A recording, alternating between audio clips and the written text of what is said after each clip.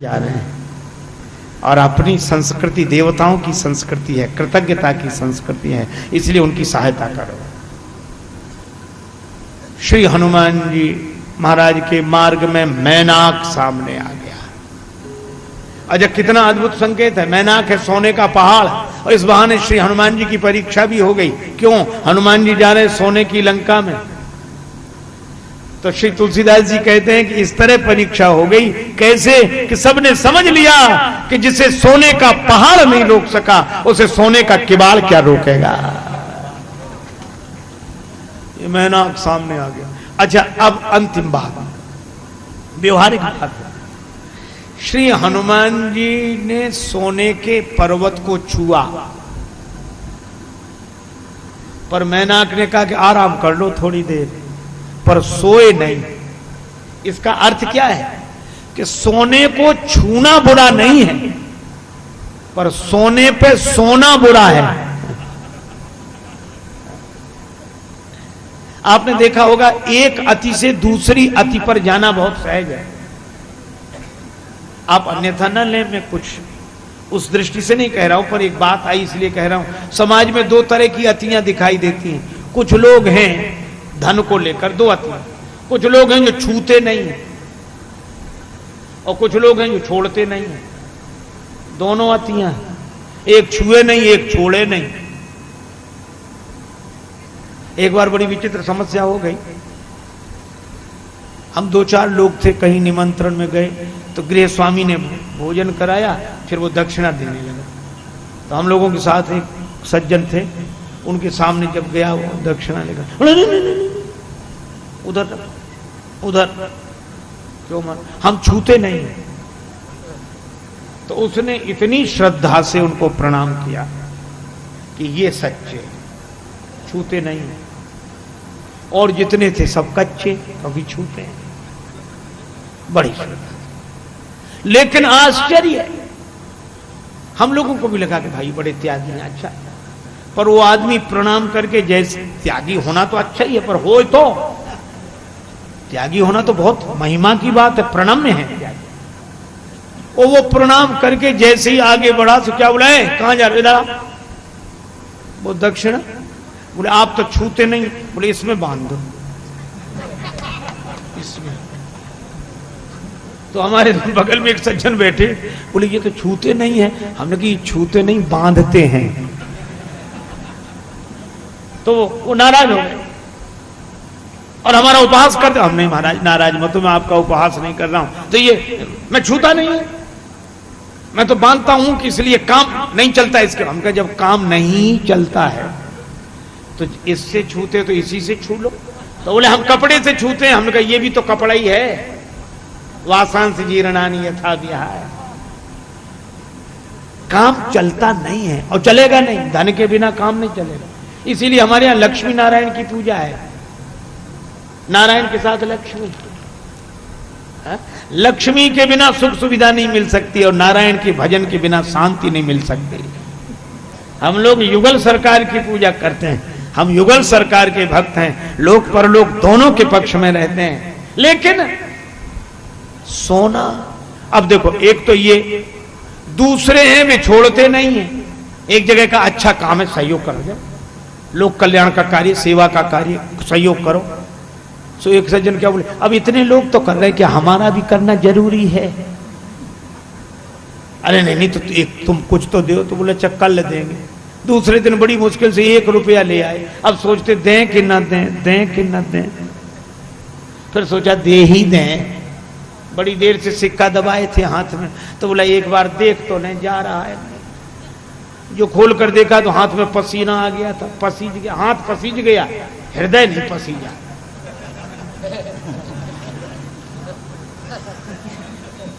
तो जैसे देखा सिक्के को, अरे बोले तुम बहुत रोते हो, हम किसी को नहीं देंगे। फिर जेब में डाल दिया। दो, और तीसरे तरह की बात सुनो।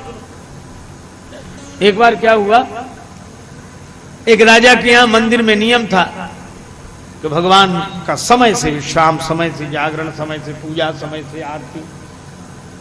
लक्ष्मी नारायण भगवान का मंदिर था। तो राजा ने सोचा कि पुजारी नियम आदि ठीक निभा रहे हैं कि नहीं, परीक्षा कर ले। तो जब मंदिर के पट बंद हो गए तो राजा साहब भेष बदल के व्यापारी बनकर गए। पुजारी जी हम बहुत दूर से आए हैं दर्शन। नहीं, नियम तो नियम, यहाँ का नियम तो बड़ा समय से आप लेट हुए। राजा को बड़ी खुशी हुई कि नियम का पालन अच्छी तरह होगा। पर राजा ने कहा कि हम व्यापारी आदमी बहुत दूर से आए, कल रुक नहीं रुक सकते तो नहीं रुकिए भाई, नियम है दर्शन करना, वो ऐसा नहीं हो सकता। तो राजा ने सोचा अच्छा, कुछ मोहरें निकाली, स्वर्ण मुद्राएं निकाली, ये ले लो भगवान का दर्शन। नहीं भाई वो हो नहीं सकता। ये तो देखो जरा, ये यही तो है, अब आप लोग मजबूर करते हैं।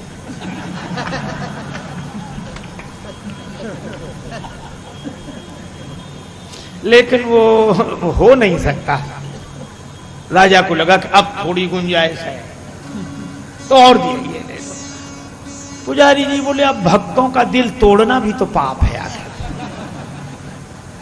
तो अब नारायण भगवान का, लक्ष्मी नारायण भगवान का दर्शन, इधर उधर देखा थोड़ा, सुनो एक काम करो, क्या उधर से आओ, उधर से पिछले वाले दरवाजे से, इधर से पटबंद रहे, भीतर से ले जाके सीधे दर्शन करा दिया। राजा समझ गया कि ये कमजोरी है, चले आए राजा। दूसरे दिन पुजारी जी को बुलाया दरबार में। पुजारी जी बड़े खुश हुए, राजा साहब बुला रहे हैं। हाँ और राजा, अरे पुजारी जी आइए बैठे। मंदिर बिल्कुल एकदम ठीक चल रहा है, भगवान का शयन पूजा सब समय से होता है। रात्रि को पट बंद हो जाए तो समय से, फिर दर्शन सवाल ही नहीं उठता। राजा साहब बोले कोई व्यापारी आवे दूर देश से तो, अब पुजारी का माथा ठनका गया, यही था। बोले कोई चला आवे वो तो हो ही नहीं सकता। राजा बोला सोच लो, किसी भी तरह नहीं हो सकता है। अब पुजारी समझ गया कि यही था। तो भगवान की कृपा से उसको ऐसी प्रेरणा मिली, क्या बोला, बोले राजा साहब सुनो, हम तो दर्शन करने नहीं देंगे, नियम है किसी भी परिस्थिति में। अब किसी भी परिस्थिति की ऐसी है कि अब लक्ष्मी जी आज्ञा करने लगे तो हम क्या करें। नारायण भगवान का मंदिर बोल। एक बार एक महात्मा बड़ी सुंदर बात कह रहे थे कि भगवान ने और लक्ष्मी जी की आपस में बात हो रही थी, तो श्री लक्ष्मी जी ने कहा प्रभु पहले तो आप बड़ी जल्दी जल्दी चले जाते थे, ध्रुव ने बुलाया जल्दी पहुंच गए, प्रहलाद ने बुलाया तो खंबे में से ही आ गए, और कीर्तन कहीं हुआ और आप तुरंत प्रकट हो जाते थे। लेकिन आजकल नहीं प्रकट होते आप, बहुत आपकी पहले इतने कीर्तन नहीं होते थे, इतनी कथाएं इस तरह नहीं होती थी जैसे आजकल, और प्रभु आप नहीं जाते। भगवान ने कहा लक्ष्मी जी रहने दो, काहे को ये बात और है। नहीं नहीं प्रभु बताओ। भगवान ने कहा रहने। लक्ष्मी जी बोली कई भक्त ऐसे हैं जो कीर्तन में रोते हैं तो भी आप नहीं जाते, कथा में रोते हैं। भगवान ने कहा लक्ष्मी जी बात यह है कि लोग कीर्तन तो हमारे नाम का करते हैं, रोते तुम्हारे लिए हैं, तो हम काहे को जाएं। तो धन को लेकर दो अतियां, एक छूते नहीं है, दूसरे छोड़ते नहीं है, और स्वस्थ दृष्टिकोण मानस का है।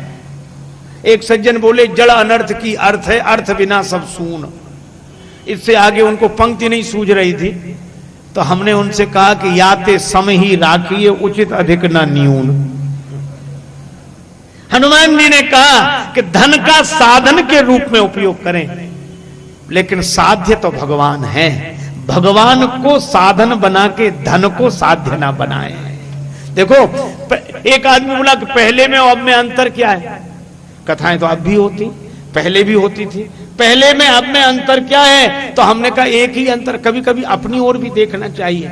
एक ही अंतर है क्या, पहले व्यक्ति माध्यम होता था ईश्वर के प्रचार के लिए, आज व्यक्ति ने ईश्वर को माध्यम बना लिया है अपने प्रचार के लिए। साधन और साध्य, परमात्मा साधन हो जाए, धन साध्य हो जाए।